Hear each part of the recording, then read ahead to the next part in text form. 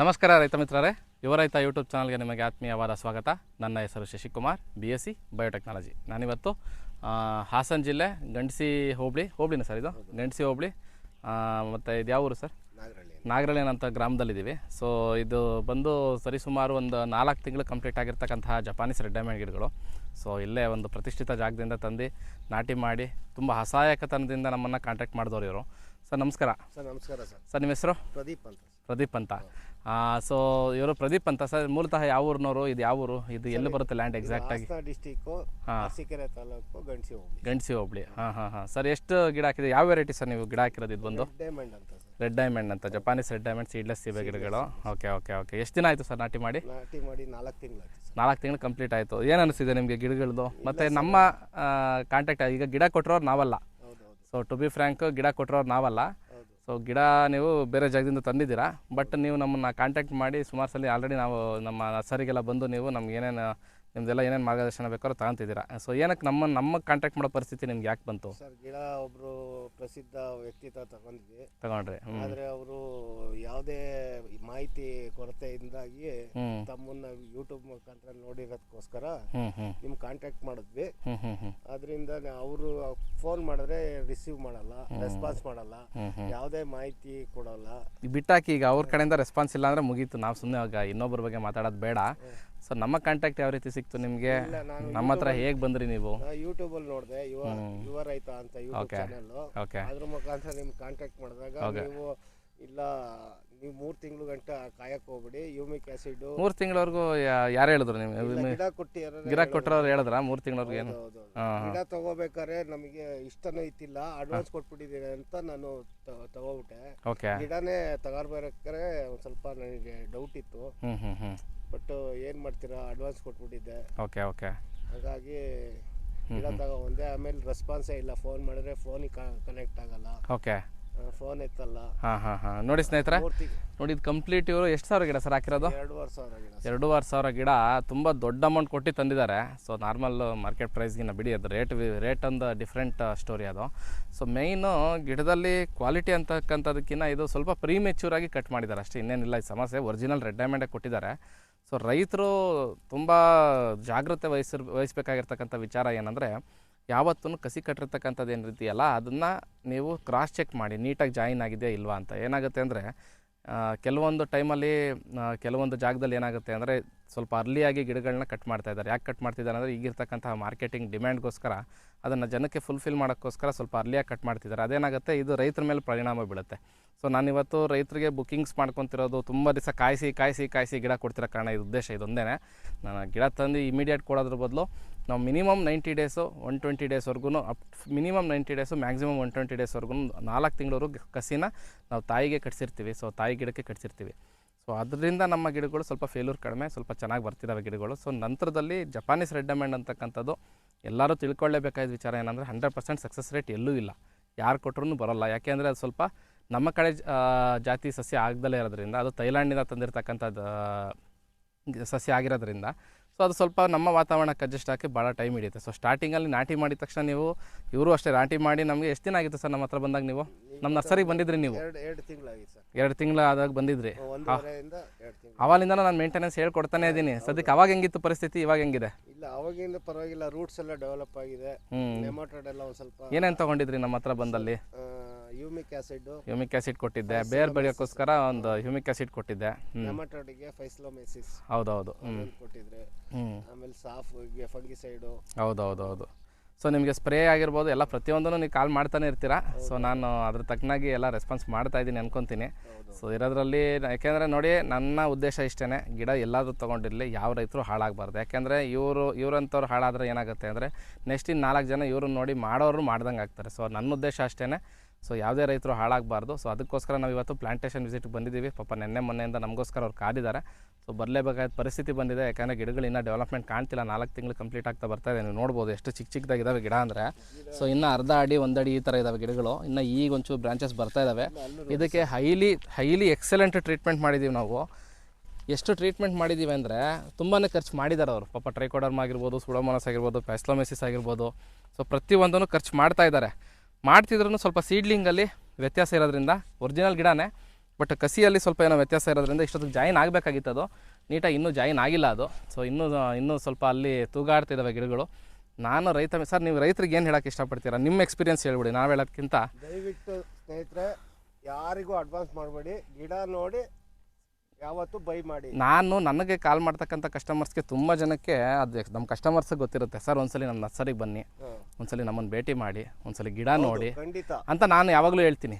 ಯಾಕೆ ಹೇಳ್ತೀನಿ ಅಂದರೆ, ನಾಳೆ ದಿವಸ ಈ ಪರಿಸ್ಥಿತಿ ನನಗೆ ಬರಬಾರ್ದು, ಇನ್ನೊಬ್ಬ ರೈತರು ನನ್ನ ಬಗ್ಗೆ ಮಾತಾಡಬಾರ್ದು. ಯಾಕೆಂದರೆ ನಾಳೆ ನನ್ನ ನರ್ಸರಿಗೆ ಕರೆಸಿ ಇರೋ ಗಿಡ ತೋರಿಸಿ ನಾವು ಆ ಥರ ಇದೇ ಗಿಡ ಕೊಡ್ತೀವಿ ಅಂತ ಅವ್ರ ಮುಂದೆ ಲೋಡ್ ಮಾಡಿ ಕಳಿಸ್ತೀವಿ.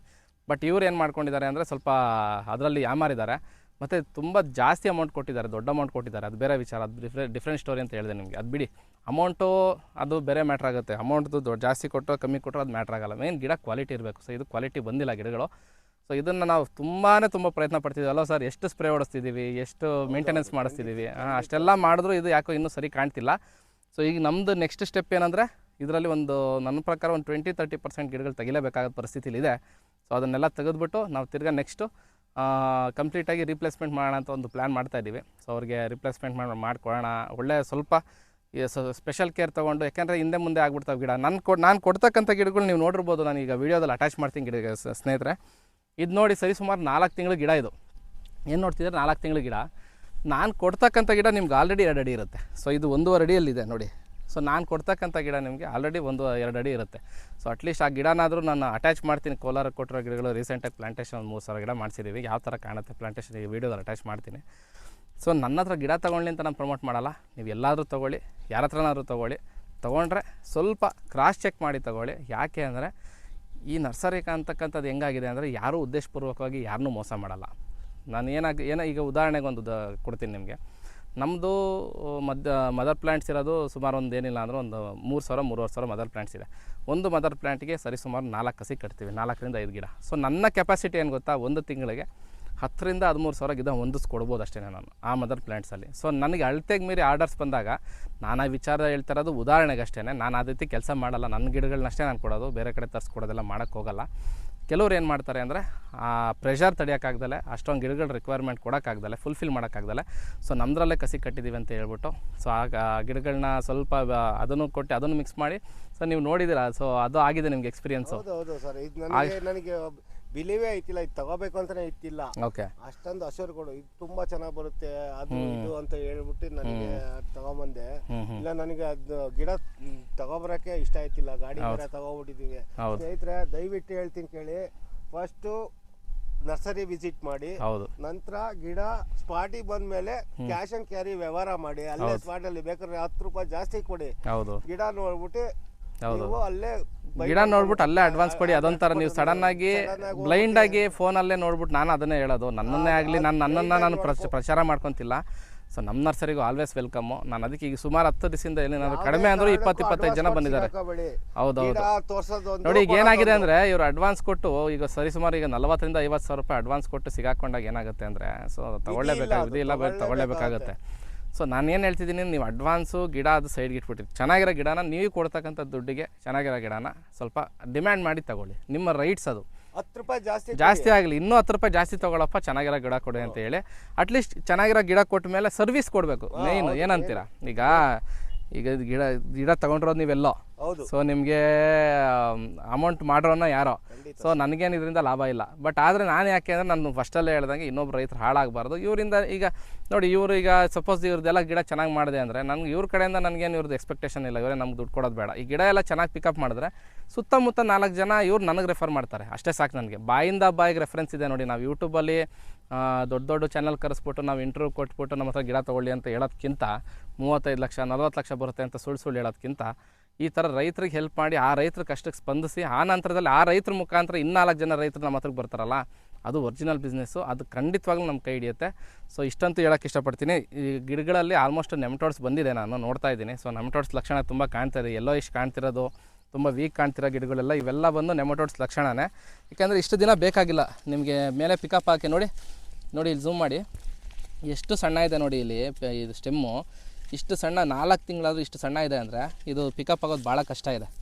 ಸೊ ಇದೇನಾಗುತ್ತೆ ಅಂದರೆ, ಐಸೂಲಿರೋ ಪೇಷೆಂಟ್ಗೆ ಟ್ರೀಟ್ಮೆಂಟ್ ಕೊಟ್ಟು ಸುಮ್ಮನೆ ಬದುಕ್ಸ್ಕೊಂಡಂಗೆ ಆಗುತ್ತೆ.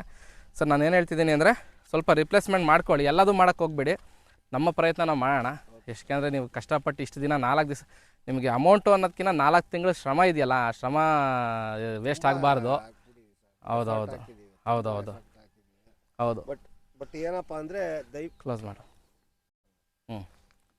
ದಯವಿಟ್ಟು ಗಿಡ ಮಾತ್ರ ನೀವು ಖುದ್ದಾಗ ನರ್ಸರಿಗೆ ಹೋಗಿ ನೆಕ್ಸ್ಟು ಗಿಡ ತಗೋಬೇಕಾದ್ರೆ ನೋಡಿ ಸೆಲೆಕ್ಷನ್ ಮಾಡ್ಕೊಂಡು ತಗೋ. ನಾನು ಎಲ್ಲ ನರ್ಸರಿಯವ್ರಿಗೂ ನಾನೇನು ನಿಮ್ಮ ಮುಂದೆ ದೊಡ್ಡವನಲ್ಲ, ರೀಸೆಂಟಾಗಿ ಬಂದಿರ್ತಕ್ಕಂಥವನು.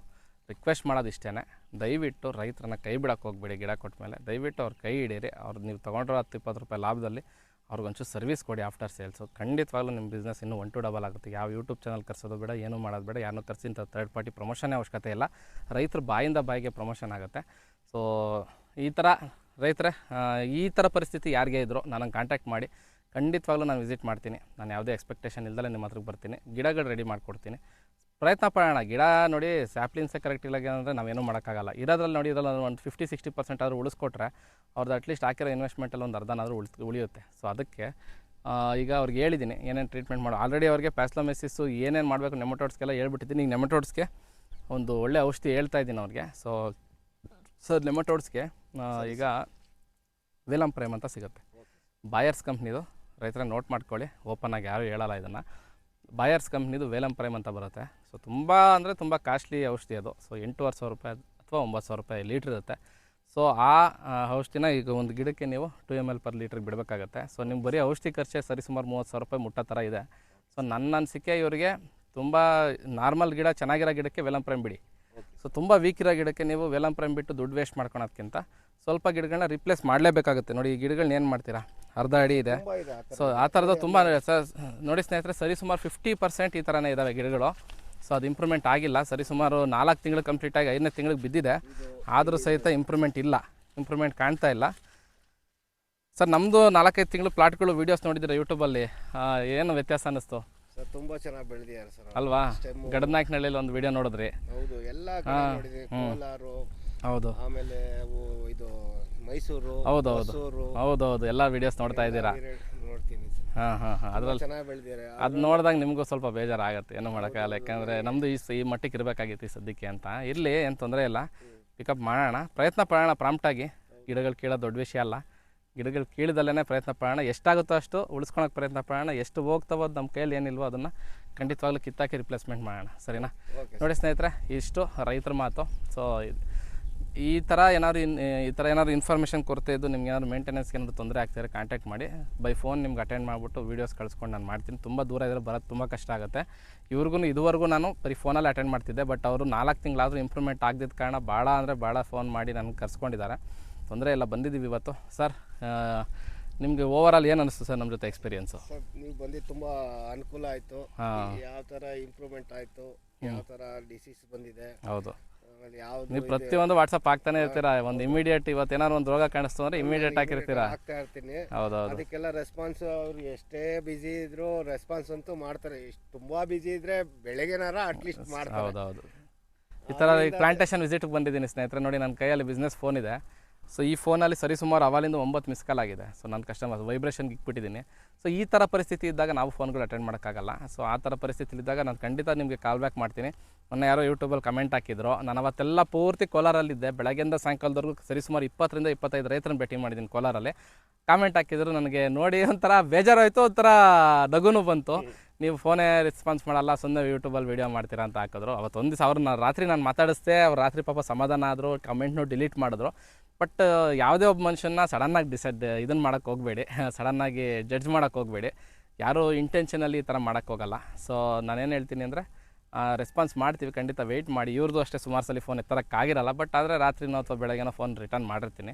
ಸೊ ನೋಡಿ ಸ್ನೇಹಿತರೆ, ಒಳ್ಳೆ ಕ್ವಾಲಿಟಿ ಆಗಿರ್ತಕ್ಕಂತಹ ಜಪಾನೀಸ್ ರೆಡ್ ಡೈಮಂಡ್ ಗಿಡಗಳು, ತೈವಾನ್ ಲೈಟ್ ಪಿಂಕ್ ಗಿಡಗಳಾಗಿರ್ಬೋದು, ಅಥವಾ ನಿಮ್ಮ ಫಾರ್ಮಿಂಗ್ ಕನ್ಸಲ್ಟೇಷನ್ ಆಗಿರ್ಬೋದು.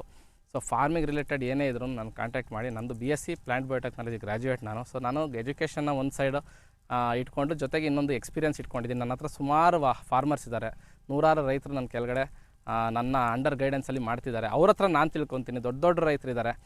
ಖಾಲಿ ಲಾಸ್ಟ್ ಜನವರಿಯಿಂದ ಬರೀ ಜೂನ್ಗೆ 20 ಲಕ್ಷ ತೆಗೆದಿರೋರು ಇದ್ದಾರೆ. ಅದನ್ನು ನಾನು ಕರ್ಕೊಂಡು ಹೋಗ್ತೀನಿ, ಕೃಷಿ ಬೆಳಕು ಚಾನಲ್ ಅವರಲ್ಲಿ ಬರ್ತೀನಿ ಅಂತ ಹೇಳಿದ್ದಾರೆ.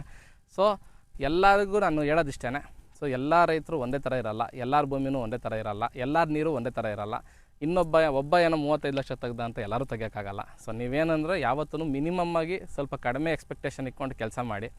ಒಂದು ನಾರ್ಮಲಾಗಿ ನಾನು ಎಲ್ಲ ಕಡೆ ಹೇಳೋದಿಷ್ಟೇ, ಚೆನ್ನಾಗಿ ಕೃಷಿ ಮಾಡಿದ್ರೆ, ಚೆನ್ನಾಗಿ ಬೆಳೆದ್ರೆ 8ರಿಂದ 10 ಲಕ್ಷಕ್ಕೆ ನಿಮಗೆ ಮೋಸ ಇಲ್ಲ ಒಂದು ಎಕರೆಗೆ. ಸೊ ನಾನು ನಿಮಗೂ ಅದನ್ನೇ ಹೇಳೋದು. ನೀವು ಹೇಳಿದ್ರಿ ಒಂದು ರಾಗಿ, ನಂಗೆ ಅವಾಗಲೇ ಭಾಳ ಖುಷಿ ಆಯಿತು ಅದೊಂದು ವಿಚಾರ ಹೇಳಿದ್ರು, ಸರ್ ಜಾಸ್ತಿ ಎಕ್ಸ್ಪೆಕ್ಟ್ ಮಾಡಬೇಡಿ ಅಂದರೆ. ಸರ್ ರಾಗಿ ಬೆಳೀತಿದ್ದು, ರಾಗಿಗಿನ ಒಂಚೂರು ಎಕ್ಸ್ಟ್ರಾ ಬಂದರೆ ಖುಷಿನೇ ಸರ್ ನಮಗೆ. ಅಂದ್ರೆ ಸಾಕು, ಅಷ್ಟು ಎಕ್ಸ್ಪೆಕ್ಟೇಷನ್ ಇತ್ತು ಅಂದರೆ ಅವ್ರಿಗೆ ನಾಳೆ ದಿವಸ ಒಳ್ಳೇದಾಗೇ ಆಗುತ್ತೆ. ಸದ್ಯಕ್ಕೆ ಎಲ್ಲರೂ ಫೇಲ್ಯೂರಿಂದನೇ ಮೇಲ್ಗಡೆ ಬರೋದು. ಈಗ ನಾನು ಅಷ್ಟೇ, ನಾನು ಗಿಡ ತಂದು ಗಿಡ ನಾಟಿ ಮಾಡಿ 500 ಗಿಡಕ್ಕೆ ಬದುಕಿರೋ ಗಿಡಕ್ಕೆ ರೋಟ್ರಿ ಓಡಿಸಿರೋ ನಾನು. ಸೊ ಅದನ್ನೆಲ್ಲ ನಾನು ಮೀರಿ ಇವತ್ತು ಬಂದು ನಾನು ಇವತ್ತು 1-1.5 ಸಾವಿರ ಗಿಡ ಹಾಕ್ಕೊಂಡು, ಜೊತೆಗೆ ಸುಮಾರು ಲಕ್ಷಾಂತರ ರೂಪಾಯಿ ನಾನು ಇದುವರೆಗೂ 1,20,000ರಿಂದ 1,30,000 ಜಪಾನೀಸ್ ರೆಡ್ ಡೈಮಂಡ್ ಗಿಡಗಳನ್ನ ನಮ್ಮ ನರ್ಸರಿ ವತಿಯಿಂದ ಕೊಟ್ಟಿದ್ದೀನಿ. ಸರಿಸುಮಾರು 1.5 ಲಕ್ಷ ಲೈಟ್ ಪಿಂಕ್ ಗಿಡಗಳನ್ನ ಕೊಟ್ಟಿದ್ದೀನಿ. ಸರಿಸುಮಾರು ಇದು ಖಾಲಿ ವಿತಿನ್ ಅ ಸ್ಪ್ಯಾನ್ ಆಫ್ 8 ತಿಂಗಳಿಂದ ಈಚೆಗಷ್ಟೇ. ಮುಂಚೆ ಎಲ್ಲ ನಾನು ಬಾಕ್ಸಲ್ಲಿ ಇಟ್ಕೊಂಡು ಚಿಕ್ಕದಾಗಿ ಸೇಲ್ ಮಾಡ್ತಿದ್ದ ಹುಡುಗ, ನನ್ನನ್ನು ಈ ಮಟ್ಟಿಗೆ ಈ ಥರ ರೈತರು ಬೆಳೆಸಿರೋದು. ಸೊ ಅದರಿಂದ ಸರ್ ಧನ್ಯವಾದಗಳು.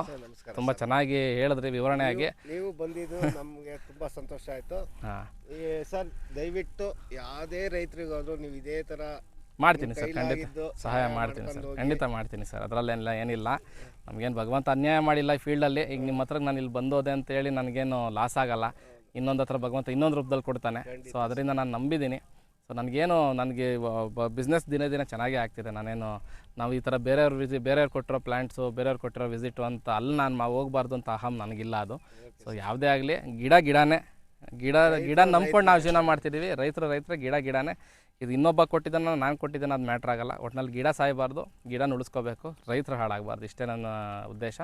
ಸೊ ಇದು ವಿಡಿಯೋ ಇಷ್ಟ ಆಗಿದ್ದಲ್ಲಿ ಲೈಕ್ ಮಾಡಿ, ಶೇರ್ ಮಾಡಿ, ಸಬ್ಸ್ಕ್ರೈಬ್ ಮಾಡಿ. ಧನ್ಯವಾದಗಳು. ಶುಭ ದಿನ.